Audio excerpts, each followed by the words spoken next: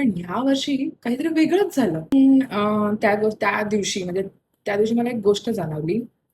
प्रेम म्हणजे फक्त डेट्सवर जाणं, एकमेकांसाठी काहीतरी करणं हेच नाहीये. प्रेम म्हणजे दोघंही विसरल्यानंतरही आत्ता एकमेकांवरती राग न करणं. प्रेम म्हणजे आयुष्य कितीही बिझी असलं तरी दिवसाच्या शेवटी एकमेकांकडे बघून एक छोटी स्माईल करणं, एकमेकांसाठी विचारणं की कसा आहेस, बरा आहेस ना? आणि म्हणूनच ह्या वर्षी आम्ही आमचा स्पेशल डे सेलिब्रेट नाही केला. ह्याचं आम्हाला असं काही हे नाही, आम्ही त्याच्यावरती हसतोय की ठीक आहे आता आहेत, ही सिच्युएशन तशी आहे. तर इन शॉर्ट मला असं सांगायचं होतं की पेरेंटहूड एवढं आपल्याला चेंज करतं ह्या सगळ्या गोष्टींमुळे की आपण एकमेकांसोबत ज्या स्पेशल गोष्टी शेअर करायचो किंवा ते मोमेंट्स आपण सेलिब्रेट करायचो ते नाही आपण सेलिब्रेट करत.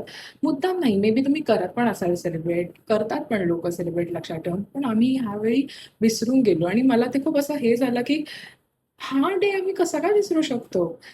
मी नाही विसरू शकत हा डे, कारण की एव्हरी इयर आम्ही ह्या डेला काही ना काही छोटं सेलिब्रेशन केलंय. पण ह्या वर्षी नाही केलं, ह्या वर्षी विसरून गेलो.